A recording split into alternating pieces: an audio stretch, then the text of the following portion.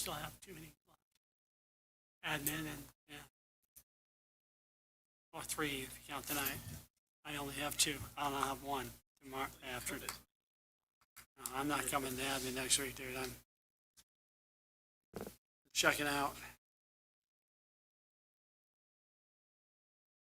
Okay, it is 6:30, April 8th, 2025. We'll go ahead and since we, looks like we have a quorum, we'll go ahead and call the meeting to order for community and economic development. We'll go ahead and do the roll call. We've got Jay, myself, and Rosa Luna here. And we will keep an eye out for Lori if she comes in later. We'll move over to public comments. Doesn't look like we have anybody who wants to make a public comment. So we will go into approving the minutes for the March 11th meeting. I will take a motion to approve minutes from March 11th. Motion to approve.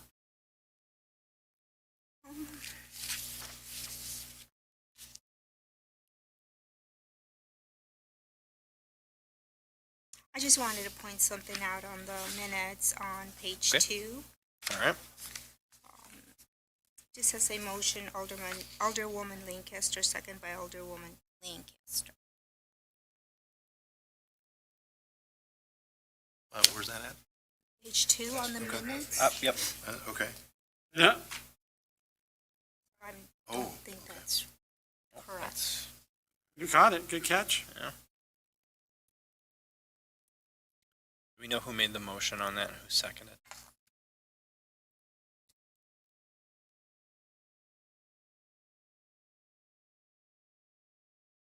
Okay. Do we want to approve it pending correction before city council's Yeah, final version? That's fine. Yeah, that's fine. Yeah, I'll motion to approve it pending the correction for the last paragraph on page 2 to fix the motion and the second, or which one of them. Okay. I will let the, Thank you, Rosa. okay. All those in favor? Aye. All right. All right. So it's unanimous. We'll send that off with a correction to city council for approval at the next meeting. All right. And then we've got discussion, possible action on the building permit fee reduction for JCC LCC to construct 10 duplexes in Country Brook.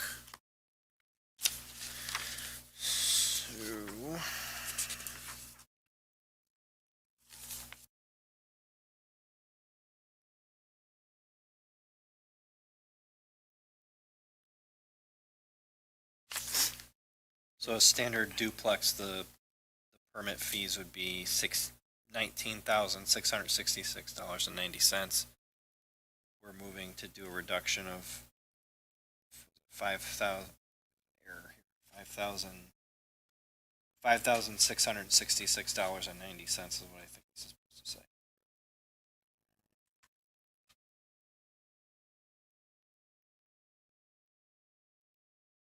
That's from each, or just in total, so it would be 14,000 for the duplex. So basically, we're taking off about 2,000 per home. 2,800. What are we pulling out of those? What's that? What impact fees are we removing? Do we know?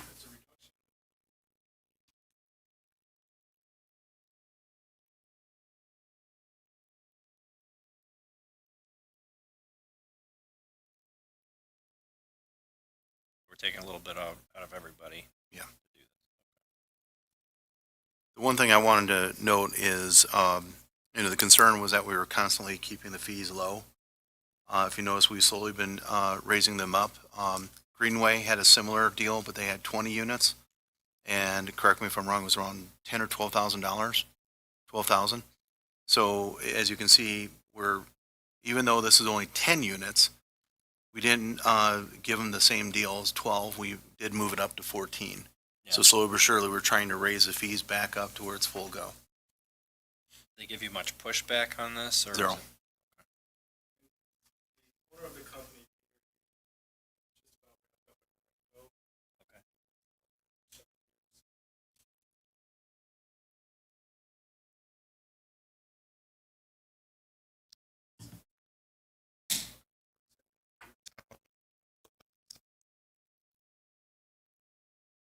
How many lots are there over there that are the duplex lots, do you know?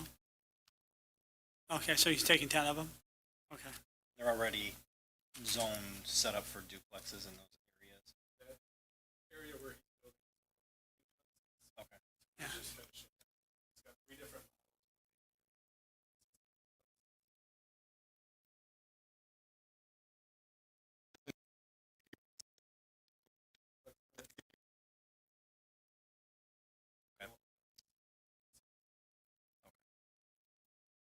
But most of the duplexes are probably in this ballpark.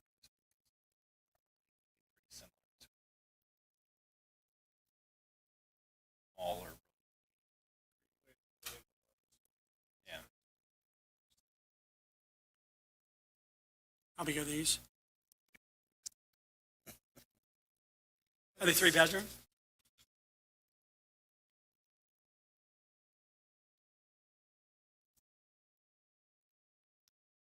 That's okay.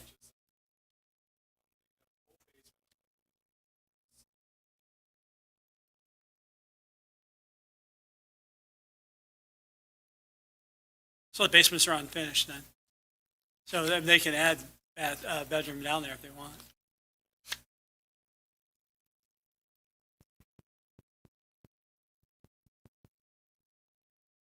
Yeah, they're both working. Test. Yeah, it's There you working. go. Just, yeah, keep it close to you. Yeah, just move it over. It's working now, yeah. I'm sorry, I'm gonna do this too. That's fine.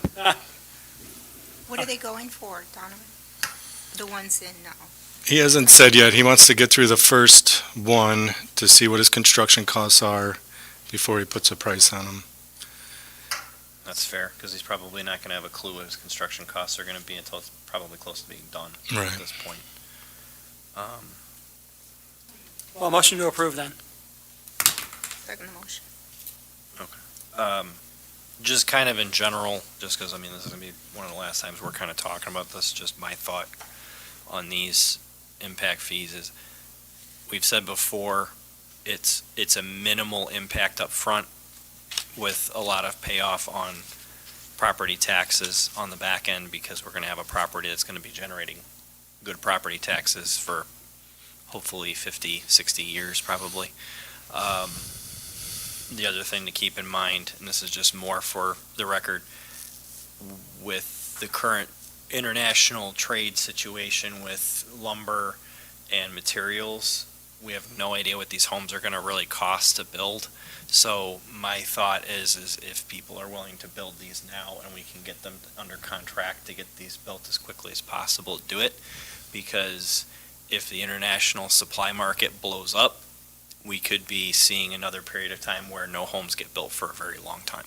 So take what we can get while we can get it. Yeah, I know That's my TED Talk. the real estate taxes for the duplexes in Turtle Crossing, it's, for each duplex, it's approximately $9,000. Yeah. So that's a lot of money going to the school. And not all of them end up being utilizing the school system, so it's No. hit or miss. Of the ones that are built, only 5 have school-age children. So it's a benefit to everybody, I think. And we get to see, and it's as existing subdivisions that we're building out. They're not Mhm. taking over new area, so these are areas that we wanted to build in. So, Yeah. Does anybody else have any comment? No? Okay, all in favor? I do have a go ahead. question, sorry. Donovan, 28-month period, when does the clock start? Approval of council. So assuming at the end of the month, they would have basically 2 years and then the rest of that following summer, right? Right. Yeah, he Do wants they have to, an idea how many they're going to do immediately, or is it going to be a slow ramp, or do you know? he thinks easily he can do 5 a year. But like Alderman Carncross was saying, he's also concerned about the Sure, economy, and anything can change. of And course. Is there a clawback if he doesn't meet his requirements? yes, there is. And that's in the agreement, that he would have to pay the remaining amount of whatever the permit fee was going to be.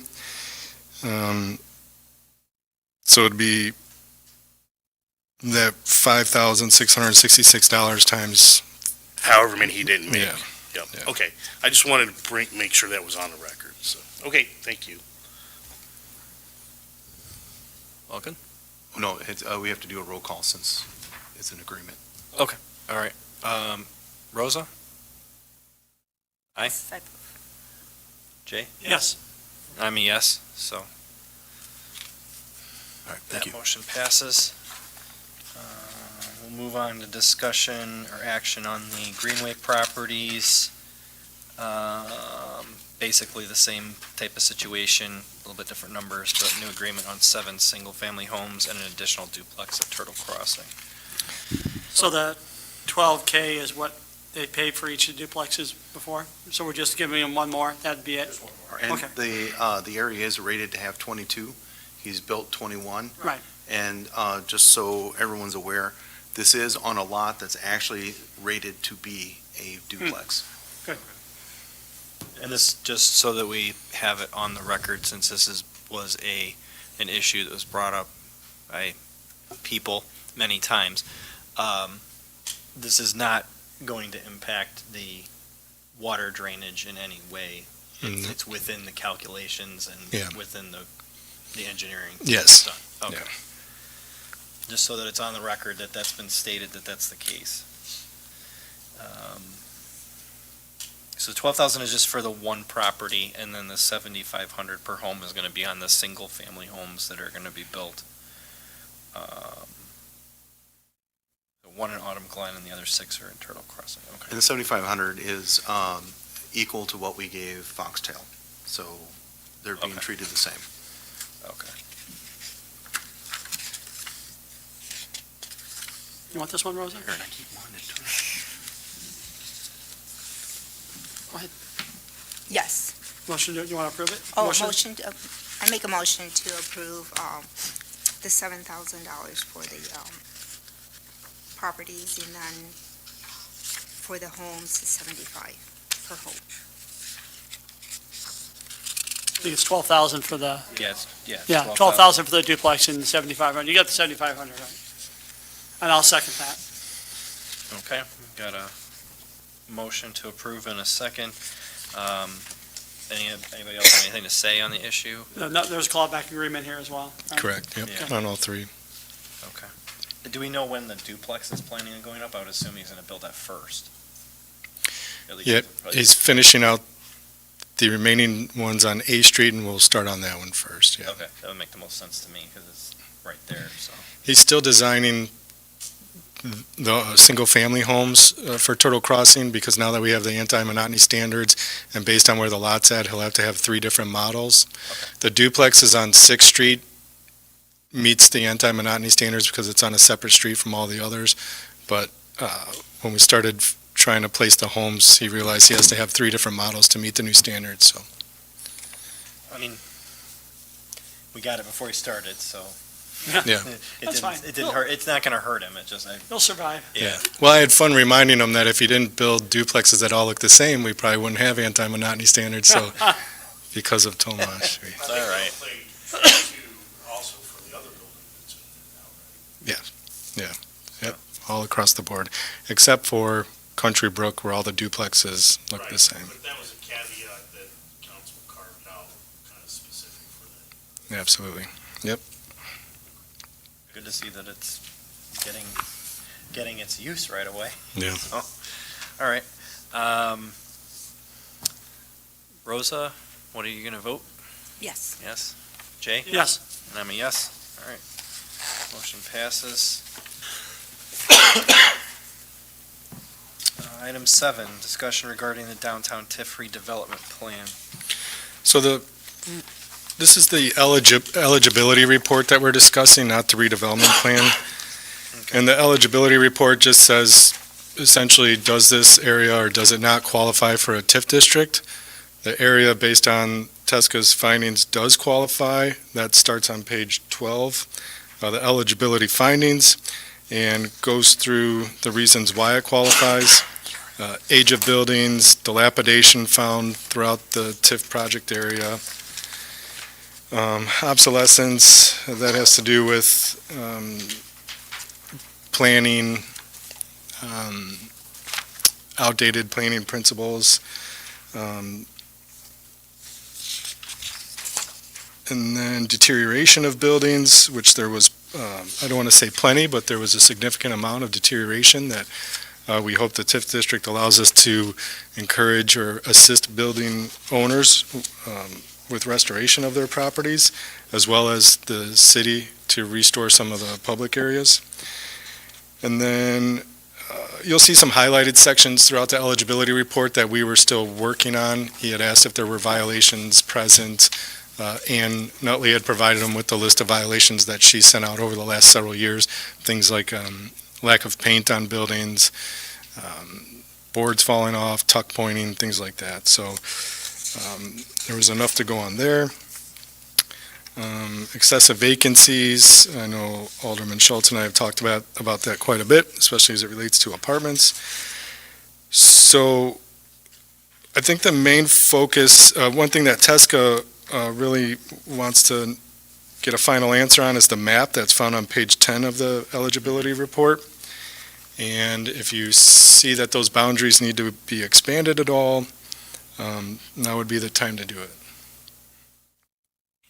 Is there any reason why we're not, all right, is there any reason why we're not including all of A Street, at least from front to Sumner? Just curious. We only have like a little bit of it. Just have that Air Street bump on Brainerd. And then I guess we have Air Street south of front. I'd also make a recommendation that you include the alleyways, otherwise they will never get done. Yep. They are atrocious. Yeah. That's been noted. And Yeah. You have a hard time walking down them, let alone taking a vehicle. Yeah, I agree with Mike to add the alleyways. Yeah. no reason as to why those weren't included. We were looking at, this all started with Luis Castaneda's property, the old Yeah. city hall. Yeah. And then you need at least a half an acre to create a TIF district, so we decided to expand the boundaries. We went one way to include the post office, and then looked at other properties that we know outside investment is looking at for potential investment, vacant properties, vacant where there's no building at all, like next to Bob's Bar and Grill, and so on and so forth. So there's other buildings can be included, and from Sumner, like you had said, to East Front. No reason why not to include those. Maybe all the way up to Air Street, all the way up to Diggins? Division, right? Because you include that alleyway too. Well, it would seem like we might want to include the old Masonic Temple. Yeah. I mean, I would throw all of Air Street on there. Now, the only question I have is, so if we make it known to all the owners downtown that, hey, we want you to put your apartments there. We're not stopping you from putting apartments there. There is no parking restriction. You don't have to provide parking for these people to have apartments there. Is there a strategic reason why we would not want those in the TIF? Because the property tax value is going to change drastically if they have apartments up above that they're able to rent. But maybe that's a good thing because that money's going into the TIF that can be used to do other things in the TIF district. I don't know. I'm trying to understand Yeah, strategically. anytime you can capture an increase in that EAV, Yeah. even if it's not used on that specific building, is a benefit to the TIF overall. Yeah. Whether to help another property become revitalized or a city project to be completed. So And I'll throw one other thing out there that's been on this kind of back burner for long before I moved to the community.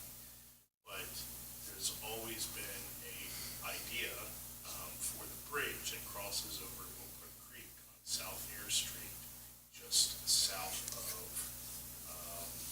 fire district's building, which used to be the Public Works building many, many years ago. When that bridge was reconstructed, it was reconstructed with very strong, extra strong girders to make that bridge at some point in the future a covered bridge. And I would submit that that would be a huge boost to economic development in the fact that it would draw thousands of visitors to our community to see a covered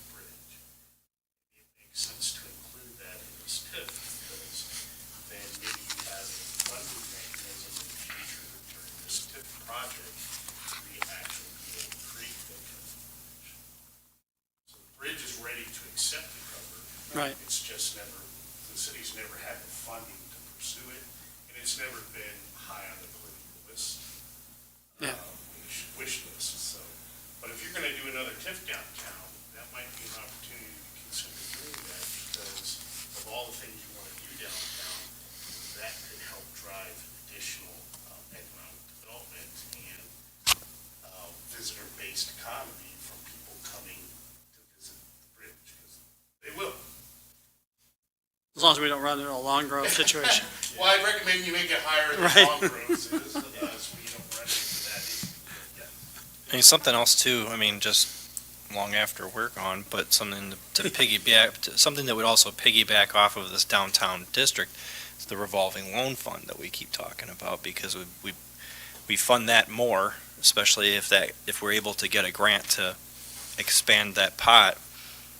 These businesses that exist can use that money to hopefully revitalize their buildings, take care of some of these issues and stuff that we're talking about, the tuck pointing, the facade repair, whatever, structural, whatever they got going on. That's going to increase the value of their properties, I would think, and thereby help, boost that TIF. Well, my thought process is that, if you include the entire downtown district along with the future plan that we're looking at doing, now you have a coordinated effort to Yeah. kind of create what you want downtown instead of piecemealing it kind of like Yeah. this map shows. But of course, it's purely up to council's discretion. But, there seems to be a political will here to try and create a very different downtown we have today, reminiscence of 50s, 40s, when downtown was pretty thriving. So I think for that to happen, it's going to take a significant investment. So, Well, I would definitely say, I would take Air Street at least all the way up to Division, include the Masonic Temple. Yeah. And include the alleyways, and I would even say over there on Sumner where was that the eye doctor there, used to be a gas station, it looks like. Yeah. That building would be, Oh, right on 14. yeah, that building, I mean, that area would be in there.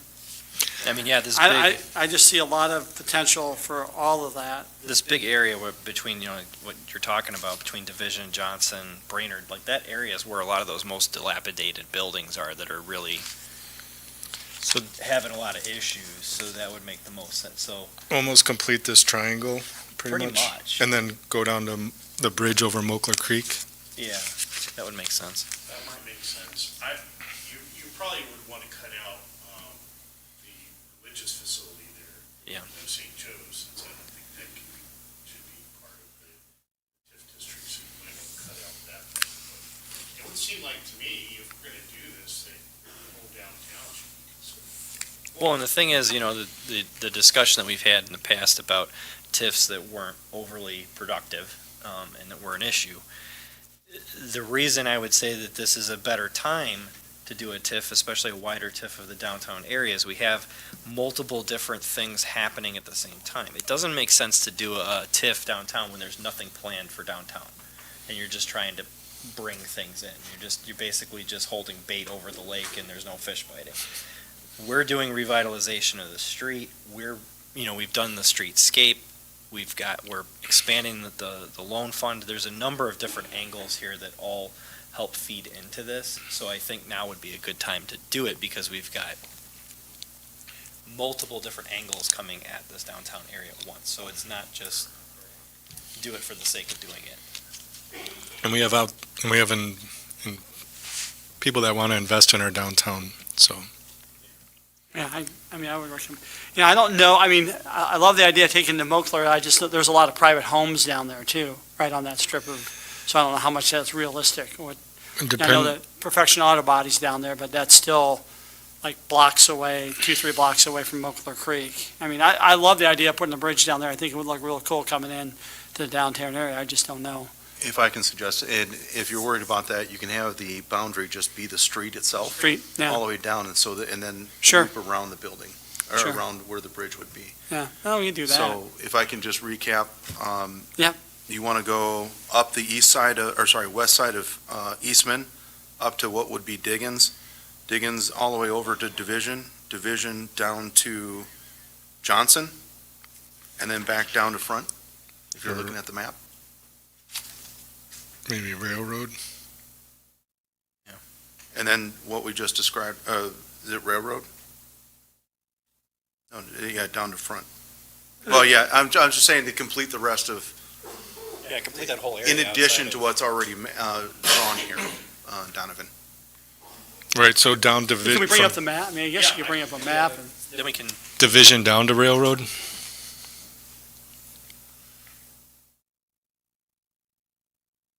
whole area between. And that would include that whole That triangle, section. yeah, that triangle between Division and Johnson that kind of spreads out. I mean, that's kind of a rough area where those buildings have, and those are visible right from 14, so, if we can get that area cleaned up.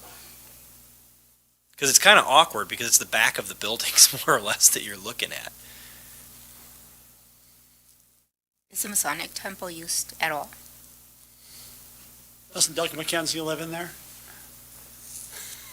It's just privately No, owned but at that's what this I heard. point. Yeah, it's He privately hasn't. owned right now. I don't know. So, if we're gonna include Masonic, so I would say Masonic, they just updated their building. Yeah, that's not going to need anything. Yeah. So Yeah. Masonic, and then all the way down. Yep. Yep. 14 to Front Street to include, I think you do all the way down to Railroad. Yeah. I would also include this bit over here, so cut out the parking lot, but include these buildings. And I would just go over, because we wanted to include, the whole point of this was to do this building, Yeah. right? So come over and around, include the post office. Yep. And take that back up to down Summer. So that whole area, if you wanted to, I think it kind of makes sense to include these sets Yep. of buildings. Yeah. And you can, It's all commercial. All commercial stuff. Commercial. Just take the street down the Montclair. down to the bridge here. That makes sense. Yep. Yeah. And so, And there's commercial on the other side of the street, in front of it yes, too, yes, that there you can is, do, yeah. yeah, right. Like there's that auto repair place, Beto's, Yep, that's or right. Beto's or whatever. That's right here. Yep, And you got right down there where you were at, Mike, right when you get off Marengo Road, that's where that little bodega and stuff is at. Yeah, there's a liquor store here. yep. I mean, that all should be in there. Then you do the road the rest of the way down through. And then you would just carve out St. Joe's. Yeah. Because that's, profit. Because it needs to be commercial. I would recommend including La Rosita. Yeah, I would too. They have Yeah, some, La Rosita as well as. Because it's right there by the post office anyway, so that would all, yeah. By Trinidad. and Maybe we can get it the might post make office sense to sidewalk done. include this area over here. where Is that an it's auto right- repair dealership in there? What is that building north of Mary's Park? Yeah, right there. Hartman? Hartman, yeah. Don Hartman? Yeah. He owned my house at one point, years ago, I think, but he does signs now. He doesn't live here You know, anymore. If we want any investment in this area, because there's quite a few properties that are empty, it might be worth including that too. Yeah. Are those grain bins active? They are, I think so. Really? I know they painted on one of them. Supply over here that does a lot, but I don't know. Okay. Yeah, it would make sense to pretty I much thought do the that whole- books, The What? bins, I think the bins are owned by the books, no? Cody? Maybe by the I think books? so. Could be. Yeah, I have no idea. And just to make sure people understand, a TIF means whatever, if the TIF is enacted, whatever property tax are paid today, it's frozen in there. Yeah. So the district, the city, all the taxing districts will continue to receive the same amount of property tax that they do today. But whatever investment that happens now, the increase in those property taxes, that difference can be reinvested back into the zone until after the TIF is completed. And by that time, then the idea is that the PAD will have significantly increased, and then everybody at the end of that TIF will enjoys the increased tax base. So I kind of feel like it makes sense to do that if we're going to do anything downtown at all, might as well. In for a penny, in for a Try pound. to improve all of it. I agree 100%. Well, like I said, if this was something that was being proposed with no other construction planned, the streetscape not going on, the paving not going, I mean, if we weren't already putting a lot of money already into the downtown that we have, then I would say maybe not, because I just think it's just gonna sit there and do nothing. But with the amount, we've already had new businesses coming in, we've already had businesses, I mean, just Bops alone, they've already put their own money into, bringing that back. There is investment, so it makes sense to me to do this at this time. Is this something that needs to go in front of council, or is it still in? Well, whatever you guys recommend tonight's gonna need to go to council. Yeah. If you look at it, it's discussion only. There's no action items. Okay, that's fine. Yeah, Can we direct staff to Make the changes. revisit this and make the changes to include the areas that You we're kind of already, suggesting? through this Okay. discussion, you Yeah. already have. Okay, just want to make sure that, Redraw them out. okay. Yeah, I put in front of you the schedule for the TIF, schedule of things to happen. Right now, we're on number 7, city review of draft eligibility study. That is typically done internally, but we wanted to update council on what's going on and get your input as well, obviously. And then, once that is sent back to TESCA, then they'll submit, number 8, submit the draft of the redevelopment plan describing ideas that we all have to redevelop the downtown and what we'll do with that money type of thing, so. And then it goes on from there.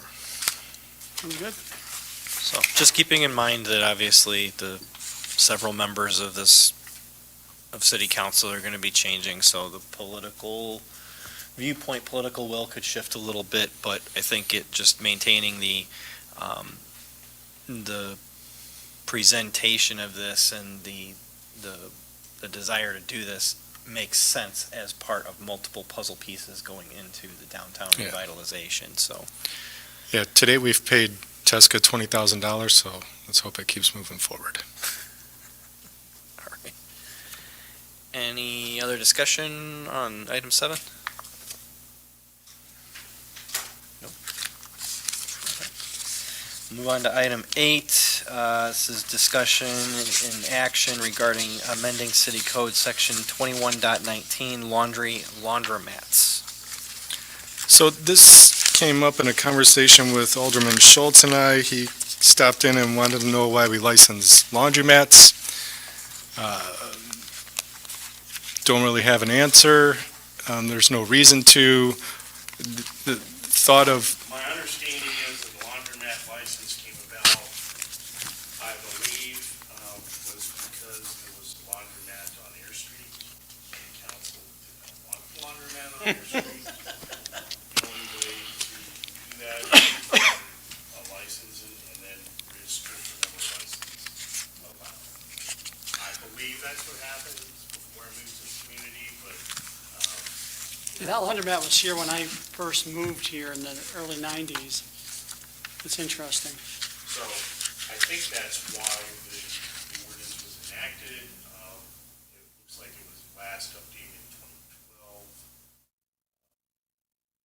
before I started serving, so I don't know any of those discussions. Suppose we should look I went through the minutes with Deb, and I didn't see anything to that effect, but, I mean, I like item, that discussion probably didn't right. So I was just looking in the use matrix to see where they are allowed. I don't see laundromat in there. And I don't know if there's another name for them. Dry cleaner, Oh, there you go. dry cleaner, laundromat kind of Are you falls. seeking to revoke the ordinance?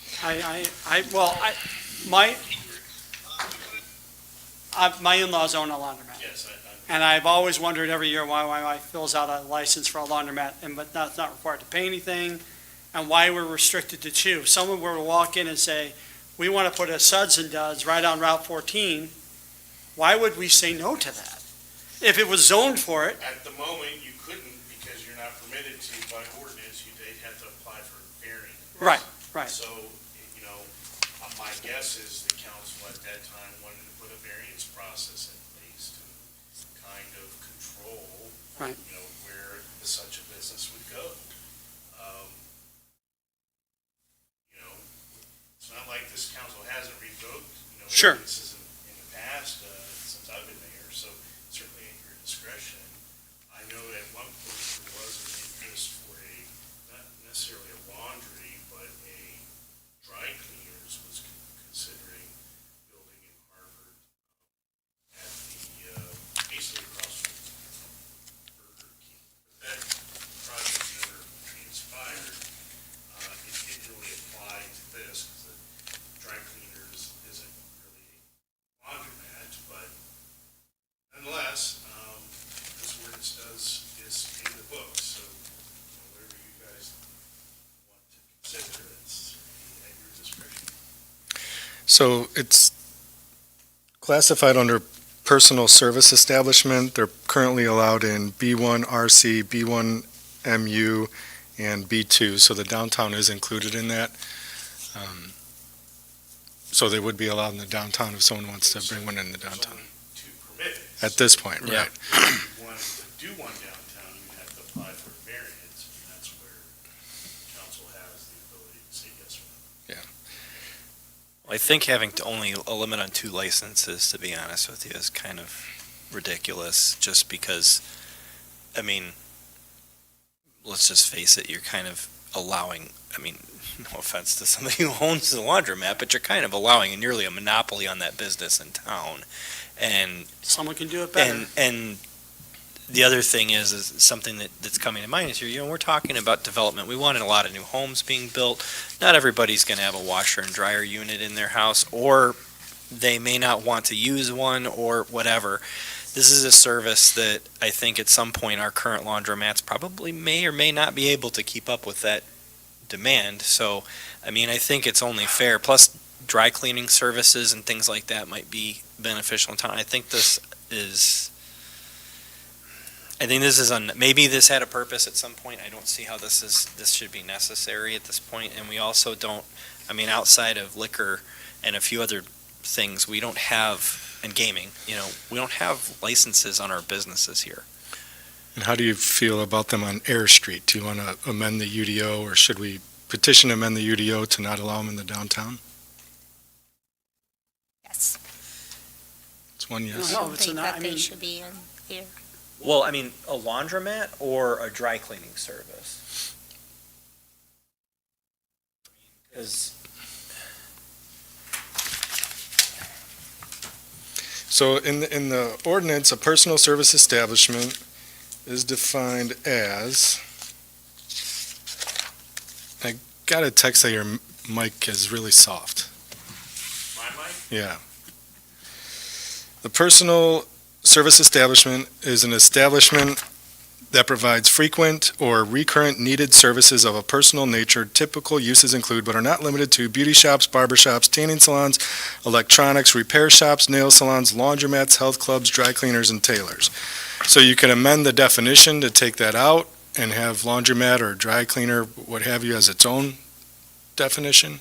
Well, because the reason I say that is, a laundromat is something where you're going to have people sitting in there, for hours doing their laundry, et cetera. It's kind of, an inside use type of thing. Dry cleaner is going to be something where people show up, they pick up their laundry, their dry cleaning, and they park quickly, they get what they're going to get. They stop, maybe get a coffee or something, and then they're on their way out. So it's not something we're going to have a lot of loitering for that. So I just wonder, is having a dry cleaner in a small space downtown a problem? The only Me thing I can personally, tell you I don't about care. dry cleaning in and of itself as a process is a pretty nasty Yeah, process. chemicals. Yeah. And so you're probably going to want to ensure that if they're going to actually do the dry cleaning, that it's in certain zones. Okay. It's a very different process than laundry because they use chemicals versus water. But many dry cleaners these days is just a pickup drop-off service, and the actual dry cleaning is somewhere off-site. Yeah. So Yeah, that's, I mean, that's what airport laundromat has, is a pickup Right. for the one Out owned of by- Belvedere, I believe, Yes, right? Alicia Perez owns that. Neighborhood dry Yeah. cleaners. Neighborhood, yeah. And we used to So- have a laundromat on Front Street, right over there where the physical therapy is. That was in that building, I believe. Was it? Yeah, years ago. I mean, because I'm more thinking of it from just a parking and congestion type of thing first, is we don't want people, my thought is, I mean, parking down on Air Street is kind of a premium as it is. Having somebody sit there for 6 hours while they do laundry is one thing, but Well, here's where a laundromat works downtown, though. If these units up above the businesses downtown get put in, and they don't have laundry, they can just walk. Now, and I will tell you, going to the laundromat, emptying bins, you know, being in there enough, I know that, like, the traffic, people will drop off their laundry and leave and come back 2 hours later, Yeah. or an hour later. Now, it's a pain in the butt, you know, and that's something that the staff has to deal with.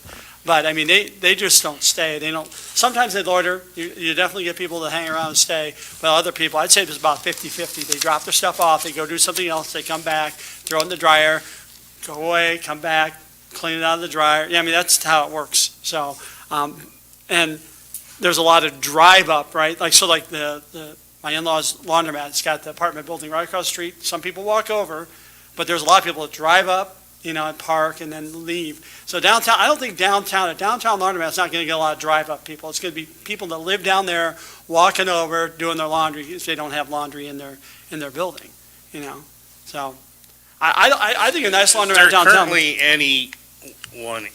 Is there anyone seeking to bring this into business in Harvard that you're aware of? I've not had a call since I started here. I'm just wondering if this is a piece of code that needs to exist. That's my point. And I would say no. But, you know, I've got personal stake in this. So. well, I agree. Just on I mean, for me, just on a business aspect, the fact that it's limit. I mean, one, if we make it unlimited licenses or whatever, it kind of negates the purpose of having the code in the first place, because you're just allowing it. And I mean, technically, under item E, it says the annual license fee shall be determined from time to time by the city council. So, I mean, it's kind of arbitrary, because we can make it a fee of whatever we want, whenever we want. We want businesses to come to town. We only can allow 2 laundromats. It's very clear we want growth in this town. We're building homes. We want to revitalize the downtown area. We want apartments. We want... And I've said this from my perspective, is I'd like to see diverse housing in this town, so we have things from, you know, smaller apartments all the way up to large, you know, very nice single-family homes, so that we can draw in income bands from various levels, because it's going to build a healthy community, as opposed to just, you know, we don't want to, for lack of a better example, you don't want to just have a South Barrington, because then you end up with only one type of community, and it's not good for the people that can't afford that. I would have no problem just getting rid of this out of the code in general, because I don't see why a laundromat or a dry cleaner should be treated any different than any other business. I mean, outside of the gaming and masseuse that we issue permits every year. So that's my. Rosa, did you have any thoughts? I just don't think the laundromat downtown would be a good idea. And it is a congestion, and you are right, sometimes they drop off and leave, but that's just not very becoming for downtown. I think if there's maybe not one on Ayer Street, but I think if we have Somewhere one, else. I think if we allow it off of Ayer, I mean, because obviously Ayer Street's like our main street. I think to kind of piggyback off of what Jay was saying, you know, if we're going to want those apartments and stuff to be built down there, we need to make the area accommodating to those, so that people have the, you know, access. And if parking's not required, you might have people living down there that don't own a car. So they're not going to want to drive across town to do laundry, so, you know, or walk across town. So, I mean, I think that we want to keep in mind that we allow for some of those necessities to be allowed. Maybe, like I said, maybe not on Ayer Street, but maybe off of Ayer Street so that they can, And it's, there's plenty of places where they can put, there's a lot of vacant on the side streets there. I agree. And we can allow it there, but not on air. We're So- trying to spruce it up, and that's not. You have two options. You could take it out as a permissible use in the downtown area, require it to be a conditional use, separate it out from the definition that exists, and have it its own line in the allowable use table. I kind of like that. yeah. I mean, then if we really do get to a point where we absolutely need it and we see it as a net benefit, then we would still have the ability to allow it. But we would also have the ability to say no in the event that we're trying to, in lieu of other businesses. I do like Okay. that. That's, And if we do that, the other part of that was to remove item F3, which states it shall be unlawful to employ any person afflicted with a venereal or any other contagious disease to be employed at the laundromat. So if we move forward with requiring a conditional use permit, we should probably take that section out. well, I mean, we can move forward with a conditional use permit, but just get rid of this Yeah. out of code in general. Mhm. I mean, because if we get rid of the whole thing, I don't think F3 is going to matter. I don't can't see- believe we I still don't see have for that. purpose for a license. I don't understand why we license this business. It doesn't make any sense. So all you're doing is, if you're going to go ahead and make the change in the permittable use, go ahead and make the same change as far as with this requirement, and have it removed. Yeah. So we're doing two changes at one time. So we're just removing this so this would be removing the entirety of 21.19 laundry and laundromats from the code. And then updating, The allowable use table, the use matrix and definition for laundromats and dry cleaners. Okay. And that would be a recommendation to city council. City course. council would direct us to Zoning. petition. Does it need to go to admin committee or no? I don't- Wouldn't think You're gonna so. make a change to UDO, Yeah. that's gotta go to planning and zoning. But not admin committee, right? No, No. because it deals, it would be coming from this committee. So city council next and then, Planning and zoning and then back, right? Yeah. Okay. Well, city council for removal of this, that would be gone, and then Yes. the UDO would have to go to planning and zoning to be updated. Okay. Okay. I like that.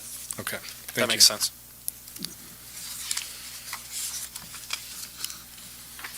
For those that are listening, UDO is the Unified Development Code. Anybody have any other questions or Should we discussion? make a motion then? Yeah, we can make a motion. All right, then I motion we remove 2119 laundry and laundromats from the ordinances, or suggest that to city council for consideration. And then part two would be to update the conditional use in the UDO for laundry and laundromats. Or make that conditional use, right, in the matrix. Laundry, laundromats, dry Dry cleaners. cleaners, yep. So that's my motion. Second. All right, got a motion and a second. Any other comments? You're allowed to comment as well if you want, so if there's something you want I to. thought it was only in the unit. Okay. I think I might have a reason why the laundromat was removed, and it might have been who the owner was and the condition that it was in Okay. at the time. Yeah, it was pretty bad. It was bad. But Okay. I also think to myself that being from Chicago with mixed-use housing, you bring up a really good point. Someone who lives above a building needs a laundromat in walking distance. And nowadays, there are many laundromats that appeal to, like hairdressing places that appeal to single men, where someone may be coming in here and saying, hey, we want to do a, suds and suds, Yeah. where we serve beer, and you can do your laundry here. Those things have become very popular in the city, especially with younger people. Mhm. So, we have to think about future. Got that empty lot right next to Bob's Suds and Duds, and then you've got to put gaming in there, Papa Shoot, whatever you want to do, and So These, I some of have these to- places are extremely Yeah. successful. I have to be the city clerk on this one. Anna Marie, can you come up, just state your name and that? so we You gotta have make it the record. official, sorry. I'm sorry. And then if you want, you can sit next to Donovan, so from here on, you can make comments as well. I just yes, know absolutely. Jeanette's gonna, Anna Marie Platt Miller, First Ward Alderman-elect, Harvard resident for 25-plus years. There you go. And I was just mentioning that there was, when I moved here, I believe part of the reason the laundromat was removed from, wanted to be removed from the city was the condition of the laundromat and who the particular owner was. The particular owner had a reputation for not keeping up their buildings, and that prompted that. But with mixed-use housing, laundromats are going to be very important to people. And if we look at some of the progressive things that are being done, things such as, again, laundromats with beer being served or those types of things might be something that a business would look at Harvard and say, gee, with all the redevelopment downtown, I bet I could make a go of this. Thank you. All right. We have a motion and a second. All those in favor? Aye. Aye. Okay. Send that off to City Council. Item 9, discussion action regarding amending City Code Section 1904.a and 1904.c related to the permit schedule. So this one is just to make things a little bit easier for staff and for residents, business owners. Right now, we have different requirements depending on the type of permit of when it expires. We'd like to just change it all to 6 months to begin and 12 months to complete, so for a total of 18 months potentially. So this is just unifying the timeline across the board. Correct. Okay. Commercial in our current ordinance allows for 24 months, Yeah. and if we have a commercial project that's going longer, it's under construction, they ask for an extension, we give them an extension, it doesn't cost anything, so. I was going to say we have a renewal process. I don't think that's 24 months is really necessary. At the top of the permit schedule here, though, A says any person or entity issuing a building permit shall begin construction within 90 days after the permit issued. But then it says on C, after a building permit is issued, the permit work must begin within 6 months. So which is it? Yeah, we're taking the 90 days out, it's 6 months So to A is start. going to go away. Correct. Okay. Thank you. I wanted to know. Perfect. So then it would be actually, C would become B, B would become A. And that'll get cleaned up when it goes to Yeah. council. So you just need a motion for that? Correct. I like that idea. So moved. Got a motion? Second motion. Thank you. Motion and a second. Any other comments or questions or anything on this one? Nope. All in favor?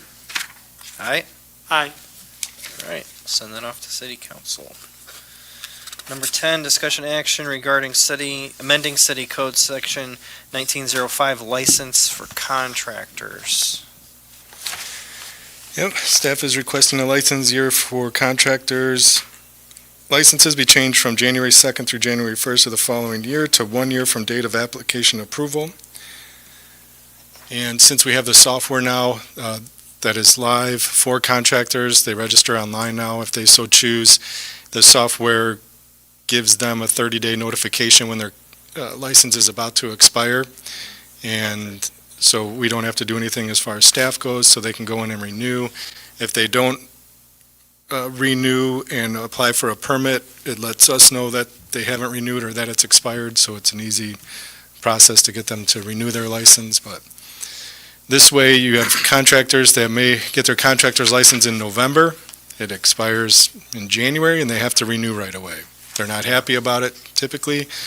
We don't have a prorated schedule or anything like that in our code that allows for a proration, so it's unfair to them. I was going to ask because of the proration, but yeah, that's not cool. Yeah, and some of them will just pay $150, in November for this year and next year type of thing, and it's just unfortunate. I think this is going to be good, especially for the development that we're looking to have done. And I mean, if you can make it a little easier for contractors and it's not going to do anything to the city as far as, be a burden, then I don't see any reason why it would be a problem. Well, I think the reason that was set to the calendar year was simply for enforcement because Yeah. everything was done manually. Yeah. Now that it's automated, there is no real reason, because staffs, previously, at the end of every year, you're like, all right, we got to get your new licenses. So I Yeah. think the automation part of it, the increased efficiency, would permit you to do this on a every 12-month basis versus a specific, calendar year. Yeah, and the nice thing about the software is we're capturing a lot more information than our one-page or half-page application that we had before. So, good contact information. The previous application, I don't believe, had emails on there. And we get notified when a contractor registers. We go in and check their paperwork, their insurance, if they're a roofer, their roofing license. We approve it. They automatically get a notification that they've been approved, and then it gives them an option to pay through the same portal because we've linked it up with our invoice cloud. So it's working seamlessly right now. Seems pretty common sense to me, but the only way that I would even be willing to keep it at the annual mark would be we'd have to institute a proration on there because that's not fair. But that would be silly anyway, so. Yeah. I guess I'll make a motion, since I haven't done one tonight, I'll make a motion to approve the change to go from 12 months from January 2nd through the first of the following year to when the applicant submits for their license. I second the motion. All right. I'm waiting for you. All I'm in gonna be favor? gone next month. It's I all, know, Jay, believe me. All right, motion and a I'm second. crying already. you'll be fine. All in favor? Aye. Aye. All right. Easy peasy. I should go before council at the end of the month. Okay. I mean, really, I would think that almost everything we're doing tonight, we should have no problem getting in front of council unless there's some kind of additional research that we need to do, I would think, but that should be all right. Discussion and action regarding amending the UDO, section 9.6.B1, point B.1, and 9.6.B.1.C. One. All right, so this is for fences. This is fences. The UDO in the two sections, open fence and solid fence, states that the fence can be installed on the property line, which is a big no-no because the property line is shared. The property line is paper thin, so if you're on the line, you're over the line technically. Yeah. And we just want to change it to up to the line. So you can go up to the line, but not on. Okay. Do we want to include a definition of what up to the line would mean? Like within 3 inches of the line, within 6 inches of the line? Just asking because up to the line, where's the line? They have to, typically they provide a plat of survey. Yeah. And Well, I built a fence myself. I stick built my own fence, and I just figured out where the lot line was, and I moved in about 6 or 8 inches and Yeah. said, that way nobody can take me to court. Right. And a lot of people do that. Yeah. Oh, yeah. So I'm kind of wondering, like, should we stipulate what up to the lot line would be? Like, recommended distance? Just because, like you said, it's paper thin, so my definition of up to the line could be different from what your definition of up to the line could be. I just think it can't touch the line, man. Can't be on the line. Up to but not touching the line? Should that be, This way it's clear. Ish. Right. Up to, but not over. Up to, but not over. Okay. Would that work? I just see people asking, what does that mean? Like, how close to the line can Yeah, I, what does how up to mean? Yeah, You and know, I've that's seen what I see that question being asked. Well, 'Cause and, I would ask it. If you're using a 4x4 post, it would be the post, but not the fence pickets, because if the pickets were on one side, the post could be over, right? So I guess you'd have to, because there's no requirement to put the good part of the fence on the outside. You could put it Yeah. on the inside. No, we changed that. Yeah, we did. We did change that. Oh, we did change that. Yeah. But see, mine's a friendly neighbor, so there's no inside or outside. Some people do get permission from the neighbor to attach to their existing fence, a perpendicular side. Yeah. Okay. As long as they got permission from the neighbor, we're okay with it? When we do it, well, I guess my question next should be, if in those instances, is that noted on the permit? Yes. Okay. So do we need to change the verbiage on this, or just leave it up to the line, but not on the line? Yeah. I think it's fine the way it is. Okay. Motion to approve. I second the motion. All right. All in favor? Aye. All right. Good to go. All right, discussion regarding wireless towers and antennas. So we'd like to approach City Council to petition the Planning and Zoning Commission to include requirements for wireless towers or antennas. We don't have anything in there now. And Probably be a good idea. And we have a tentative agreement that if it gets approved, what they're looking for is a 200-foot tower or antenna to put up Where? behind the old salt shed. Okay. Here.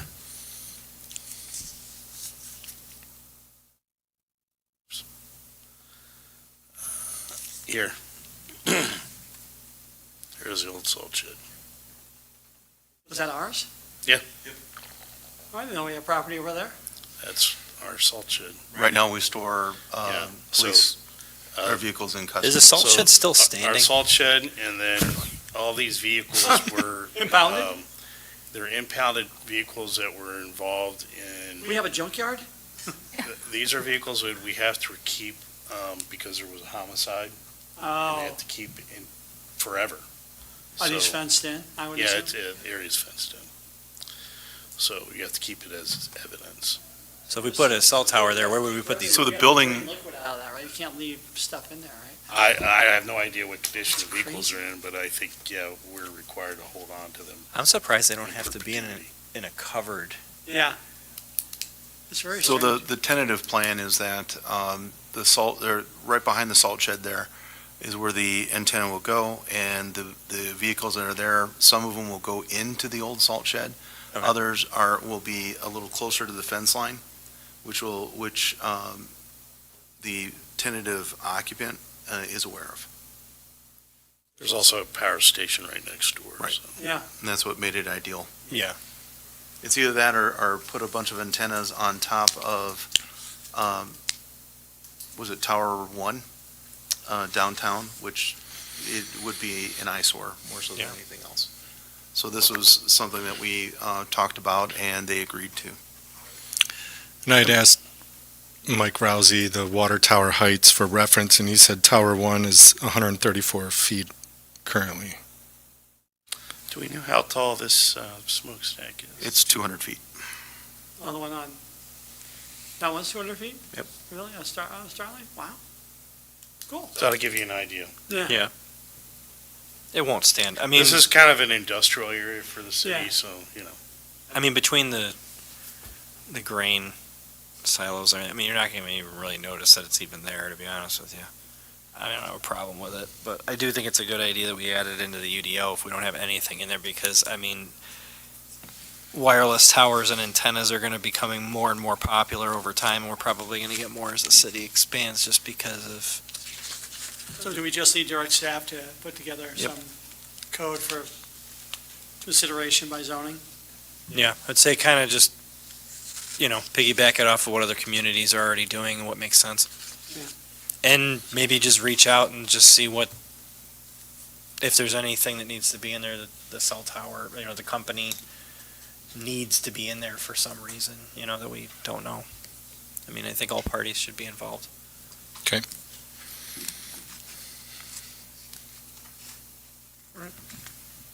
Thank you. Anything else to talk about on cell towers? God bless you. Thank you. All right. Strategic vision. I believe we should leave this to the next committee group.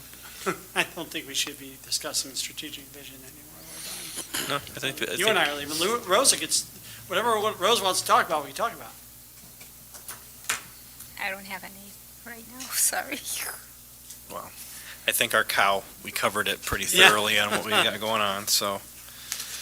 The cow, need to get shirts for that. New business. So one thing that came up today, in speaking with David Drehobel from the dispensary, that's still moving forward. They're working with their consultant to draw up plans. They're working with the property owner, and I don't know if they've reached out to him yet, but will be. They might want to expand the building a little bit to accommodate the consumption lounge. And at the Planning and Zoning Commission, they had discussed having video games in there and whatnot, a nice place for adults to hang out and consume things. They would like to, in order to help them with just to have a robust consumption lounge, if you will, or to be an attraction across the county, they'd like to also have a bar or alcohol sales. So that was not, the state allows it with municipal permission. It was not discussed at the Planning and Zoning Commission or at City Council. We reviewed the tapes today in the minutes. So we thought we'd bring it up today just here as a new business to let you know we're going to approach council about it, and then to see if you had any thoughts about it. If someone goes there to hang out, doesn't want to consume cannabis, they can have a drink, play video games, if that's still part of the plan. And Are you talking about gaming, as in gambling? or are you arcade talking- games. Arcade games. He Is stated what they- arcade, he Okay. didn't say gaming. Not licensed gambling. Yeah. Which, with the portable, If he gets, License. if he gets a liquor license, though, he could Yes, apply for correct. gaming, so. Well, that's with all liquor licenses, correct? It doesn't Yes, matter. you have to have a liquor license in order to apply for a gaming license. Okay. And of course, the gaming license is issued by the state, although the city does have our own, once they're approved by the state, there is a process within the city to get a permit to put on your machines. I am about as progressive as I would think I can be. I'm all for dispensary, but it is a new venture, new cultural paradigm in our area. I am hesitant, not that it matters to me because I'm not going to be here, but I would be hesitant to support right off the get-go that they also be an alcohol establishment at the same time. I would think that maybe give them 6 months to a year of operation and then maybe see where they're at, just because, mixing consumption could possibly be problematic. I doubt it, but I don't know. I had friends when I was a teenager, house parties, things happen, but when you see people mixing, it's not usually the best scenario. But again, I'm all for them coming in. I think it's great. I think it's a new move, but I think that might be a little. Might be worth the business owner to make a presentation to the council. Just alleviate concerns, just because that would be, A lot of investment. yeah. Talking about building a bar too. I mean, unless you're talking about like portable bar, minimal, alcohol, maybe have like 1 or 2 specialty drinks, maybe kick in with Rush Creek or something like that and feature. They're already intending to invest $500,000 Sure. into the Oh, operation, no, I so, get it. I think adding, And it makes from money. their perspective, adding that It's a- additional, To hold a revenue Hook stream. It's is, I guess makes sense, but, of course, it's up to city council's discretion, Yeah. so. Will not be us. We're just obligated to present it to you No. because you've got a business that wants to do something and currently there is no mechanism. It would need approval by council, so. so we'll have them present to council on the 22nd. I mean, where they're going to be located, it's not like we're going to be stopping them from going there and then going over and hanging out at Rush Creek. So, just more so from the optics of it. Maybe, there'd have to be some more discussions just to make sure that. It might be worth, I don't know if there's any businesses that currently do that in Illinois? Yeah, I'll research that You because, know, that'd be worth council understanding. Is there a precedence? right. Yeah. Yeah, we'll do a field trip or something. Well, and I think too, if there are communities that have that, you know, having chief and deputy chief just reach out to them and see what the local law enforcement's impression is of that. Yeah. If they see no issues with it, like, yeah, it doesn't, we Right. don't have a problem, then I think that goes a long way. Yeah, their opinion So- matters for sure. Yeah. Yep. Okay, thank you. The only other thing I have, design coach, as you know, has been under construction for a long time. They finally got everything sorted out with their electric and natural gas. Is that where the laundromat was previously? No. Okay. It was down where, Where the church is on Air Street, I Okay, believe. because I just, you'd said, the laundromat is where complete real estate property is, Yeah, which I think Oh, is right okay. next door to the the church. the yeah. church, Okay, yeah, so right in that. okay. one Well, they of those had, two buildings. well, the person who owned the buildings previously had electric going from one building to the next, unmetered and things like that, so I don't want to say who, but it was pretty bad, and it took them a long time and their electrical contractor to get it all sorted out. Now that it's sorted out, they want to do it in 2 phases now, so since it's been taking so long, they want to get first phase open on one side, half of the building, then while they're working on phase 2, which we were totally fine with, so. Other than that, I think I'll do the rest of the business updates at city council on the 22nd. I'm interested in playing this voicemail concerning Aldi. Sure. So I just want to be clear, you know, our staff is reaching out to try and attract businesses. And we know the community has been clamoring for years for an Aldi. And so a recent, somewhat untimely post kind of underscored the issues surrounding Harvard's inability to attract this particular retailer, grocery store. So again, we reached out again, and Aldi referred our inquiry to their developer, and the developer called and left a voicemail for Donovan, and I'd like to play that for you so you can understand. There's no cursing in All there. right, no, there isn't. I think I'll end it right near the end, though. He does list his phone number. I don't No, want we don't wanna do I don't that. want to give that out, so here you go. Oh. CBRE calling. It's about 3:15 on Thursday afternoon. Listen, I'm following up on a message that you sent to Chris Thayer with Aldi Foods regarding their potential interest in Harvard. I just wanted to follow up. I do the real estate work in this market. You know, we've looked at Harvard several times over the years, probably over the last 10 or so, and have just never really gotten to the threshold where we could make a decision. Frankly, you know, kind of in a nutshell, they have a very, very specific metric and an analytics program that kind of determines where we need to be and why, and based on potential store sales. And your market, unfortunately, just hasn't reached that threshold yet. So, if you're looking for any further information, give me a call. I'll stop it there because he gives his number. But essentially, he underscores the fact that we just haven't reached the threshold that we need to be. And of course, that is in terms of what they expect in volume of sales. In order to reach that volume of sales, the only real answer is to grow. So the more people that we have here that would be patrons could allow them to meet those kind of volume of sales that they're seeking. And- So that's kind of where we're at. Just wanted to make sure that was, you can tell your constituents we have tried, and it's not for lack of trying. It's just that we just don't qualify based on their parameters where they seek to put a facility.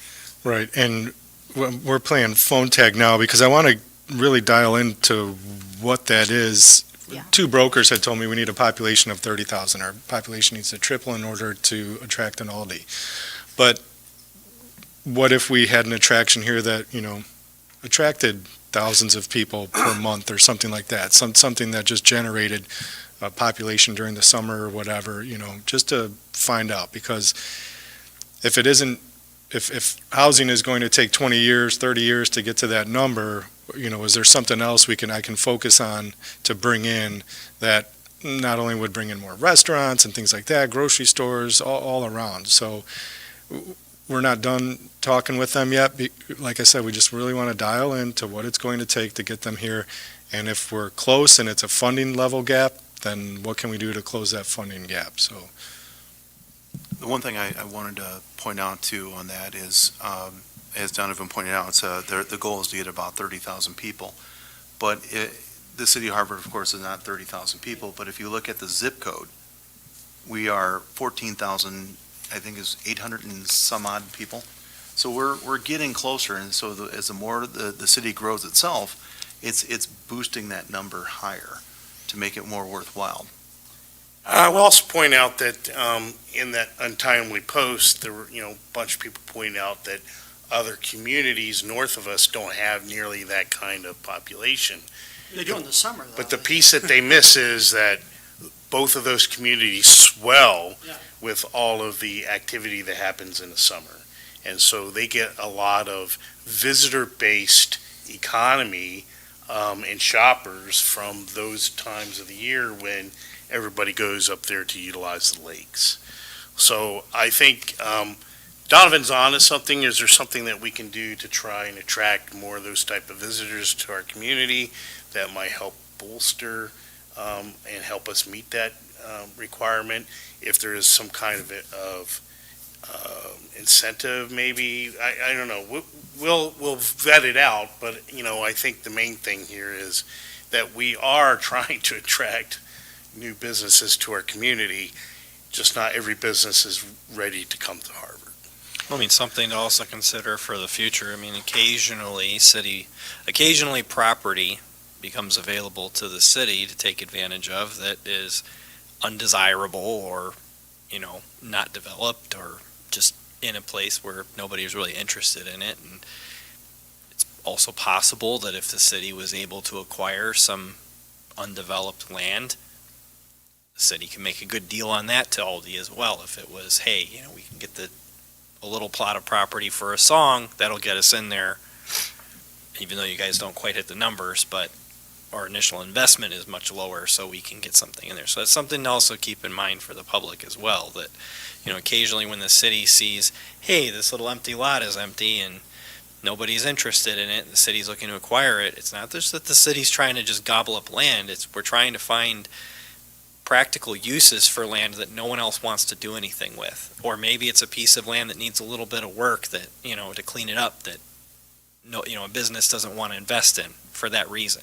The city gets into it, does a little cleanup, puts a little spit polish on it and makes it attractive. So those are also avenues that we can and have tried to go down. And we also have the glove company that's growing, so they would shop there too, I would think, their way home or. Once the dispensary's open, you would think it would be a prime place to put in a place where you can get inexpensive groceries and snacks. Come on. Food trucks right next door. Yeah. There's some projects that we're not prepared to mention yet that are on the horizon that we think will also boost that. Well, and that's something to point out, just since we're a new business, and I'll just say it, is, we all have constituents and we all see complaints that, the city's not doing this, city's not, as far as growth, development, things like that. There's always things going on. There's always businesses that are interested in the town, and there's been a lot of development, but those businesses don't allow the city staff or any of us or anybody to really discuss it because it's still in the planning. So you don't know about it because a lot of those businesses don't want it to be known. And so you don't find out about it. And just like with Starbucks, that went back and forth for a long time, and then it finally came about. But that was going on for several years with relatively little information to give. So it's not that nothing's going on. It's just that there's a lot going on that really can't be discussed because it isn't confirmed yet. Yeah. Well, I'd say you have to be real careful because, way before I think anyone at this table was here, maybe Rosa was here, the city did like a quarterly newsletter, And on that newsletter one year, they were going to put in a Special Olympics softball field on the other side of Milky Way Park. Someone was going to come in and put one, and they actually had a picture of it, it was developed and everything, and nothing ever happened of that. So that's why there has to be some real caution for us talking about stuff and telling people, because that's what happens. And, just the utter, I remember, so I'm like, that'd be awesome. It's going to be AstroTurf, it could be multiple, you could have tournaments there and stuff like that. It never happened. Lou, I'm sorry. Well, I was just going to say, if you go back, when U.S. Medical Glove was looking to come here, if you notice that we were all very quiet about it, Yeah. because we've had starts and stops Yeah. over the years. Now, granted, some of us are still new to the community, but we're being very mindful of the temperament out there, of the constant, a new softball field, or, Yep. there was going to be a couple other companies that were going to go into the old Motorola. We've been trying to be very careful about that, and we ask the citizens to be, just know that we're being mindful about it. And so, when we talk about these things, like a potential project that could boost or swell the city a bit, we're not prepared yet. We want to make sure everything is done, all I's dotted, all T's crossed, and that this makes sense before we come and present something like that. Go ahead. I just wanted to add, because you did mention Starbucks. And I know there are a lot of people in the community who struggle with the small business versus big business. Do we want this or do we want that? And I love using Starbucks as an example, because one of the things that Starbucks is going to do is increase our traffic count. Mhm. People will come through Harvard on their way up to Lake Geneva because there's a Starbucks here. They might not necessarily do it for the small coffee shop that doesn't have a big web presence. But those of us who live here will go to that small coffee shop. Mhm. The Starbucks will attract people and money from outside of the community to perhaps boost that traffic count and to give opportunities for larger businesses that the citizens do want. And it's two things. It's important to note that when a national business or international business like Starbucks comes to a municipality, other businesses pay attention to that, national retailers, what have you. They have the same metrics for different reasons that Starbucks has, and so they start to pay attention to Harvard. The second thing is I think the city has done a really good job of beginning to set the table for investment in the community, because it's one thing to come in and say, hey, we'll make everything easy for you on the permitting side and, what have you, but that's only one small portion. They want to see how the school district is. They want to know what investment we're making in the community and infrastructure and things like that, how the parks are, depending on if it's residential or business. They want to see that things are happening. They want to, if they're like the people we've been talking to and invest in the downtown, they want to know what improvements we're going to make. And it makes my job easier when I can say, we're getting ready to redo Air Street or, create a TIF district or what have you. So we're setting the table, it feels like, and I'm pretty confident in saying every single department is doing their part to set this table for business and residential to come in and thrive. So I just wanted to say one other piece to that. Keep in mind, 2.5 years ago, your permit fees for a single-family home was $4,000. We were just talked about tonight, $7,500. And they're building. You're averaging 1 to 2 homes a year. You're pushing now, last year was what, 57, I think? Homes. So we're doing the necessary work in the background to make these things happen. And there's still inexpensive permit fees compared to other municipalities in the county, so And that's why we can raise them slowly.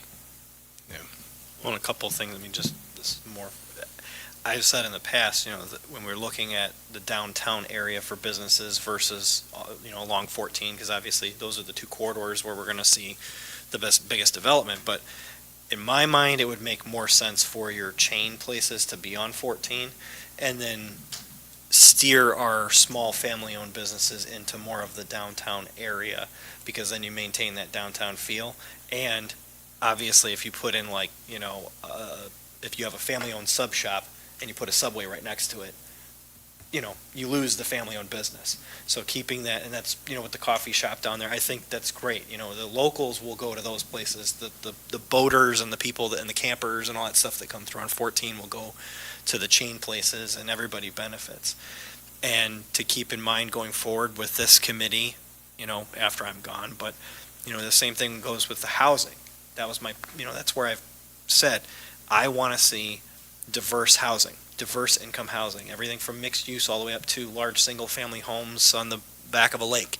Because having your diverse housing, and this is for the people in the community as well, having diverse housing and having diverse income levels brings in diverse businesses. Because when you just have a certain type of housing, you end up with a certain type of business, because that's who they're gearing their clientele for. So if for people that only want to see, golf course level, housing, or huge amounts of senior only housing, your businesses are going to shift to accommodate those residents. So if you're a middle or lower income person, and all of a sudden you can't afford to eat at any of the restaurants in town, or shop at any of the stores, or go to anything in town because everything is luxury. Well, that's why. Because they're gearing towards the other people in town. And that's where I've seen a lot of communities in the Chicagoland area with the gentrification really struggle, because they go into places where you have, standard single-family homes built in the 60s and 70s.